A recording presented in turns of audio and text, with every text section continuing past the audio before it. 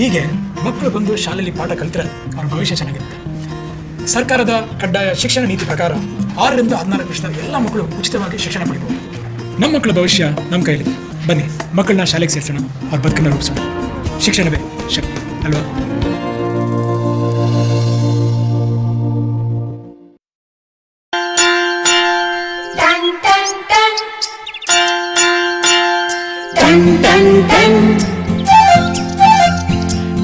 Ton ton ಕೇಳಿ ಕಾಲೆಯು ಕರೆಯುತ್ತಿದೆ ಬನ್ನಿ.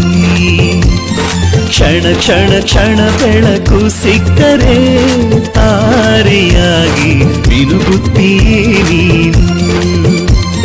Ton ton ton ಕೇಳಿ ಗಂಟೆಗನಿ ಶಾಲೆಯು ಕರೆಯುತ್ತಿದೆ ಬನ್ನಿ. ಕ್ಷಣ ಕ್ಷಣ ಕ್ಷಣ ಬೆಳಕು ಸಿಕ್ಕರೆ ತಾರೆಯಾಗಿ ಮುನುಗುತ್ತೀಯೇ ನೀನು.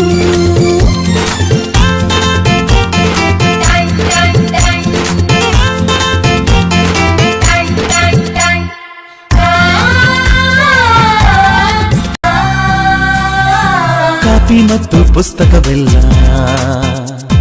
ಶಾಲೆ ಕೊಡುವುದು, ಶಾಲೆ ಕೊಡುವುದು. ಸಮವಸ್ತ್ರ ಕೂಡ ನಿಮ್ಮ ಶಾಲೆ ಕೊಡುವುದು, ಶಾಲೆ ಕೊಡುವುದು.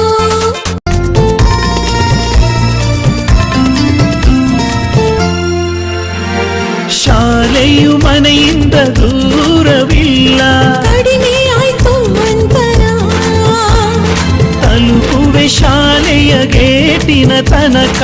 ತುಸುವೆ ನಡಿಗೆ ಸಾಕು. ಪ್ರೀತಿ ಹಾಗೂ ಅಕ್ಕರೆಯಿಂದ ಕಲಿಸುವ ನಿಮಗೆ ಶಿಕ್ಷಕರೇ ದಾರಿ ದೀಪ. ನಿಜ ನಿಜ ನಿಜ ಇದುವೇ ನೀತಿಯು. ಶಿಕ್ಷಕರು ಮಕ್ಕಳಿಗೆ ಶಿಕ್ಷೆಯ ನೀಡೋದಿಲ್ಲ. ಟನ್ ಟನ್ ಟನ್ ಕೇಳಿ ಗಂಟೆ ದನಿ ಶಾಲೆಯು ಕರೆಯುತ್ತಿದೆ ಬನ್ನಿ.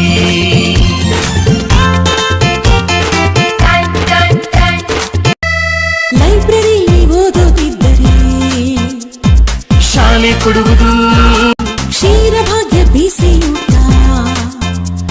ಅರೆ ಶಾಲೆ ಕೊಡುವುದು, ಶಾಲೆ ಕೊಡುವುದು. ಪಾಠದ ಜೊತೆಗೆ ಆಟ ಕೂಡ ಮಕ್ಕಳೇ ನಿಮಗೆ ಇದೆ. ಪ್ರೀತಿ ಹಾಗೂ ಅಕ್ಕರೆಯಿಂದ ಕಲಿಸುವ ನಿಮಗೆ ಶಿಕ್ಷಕರೇ ದಾರಿ ದೀಪ. ನಿಜ ನಿಜ ನಿಜ ಇದುವೇ ನೀತಿಯು. ಶಿಕ್ಷಕರು ಮಕ್ಕಳಿಗೆ ಶಿಕ್ಷೆಯ ನೀಡೋದಿಲ್ಲ. ಹೆಣ್ಣು ಮಕ್ಕಳಿಗೆ ವಿಶೇಷ ಕಾಳಜಿ, ರಕ್ಷಣೆಯು ಇಲ್ಲಿದೆ. ಕಲಿತವರೆಲ್ಲ ಮುಂದೆ ಹೋಗುವರು, ಆಗ ಬಲವಾಗುವುದು ಭಾರತ. ಮನೆ ಮನೆಗೆ ಶಿಕ್ಷಣ ಪಸರಿಸಿದಾಗ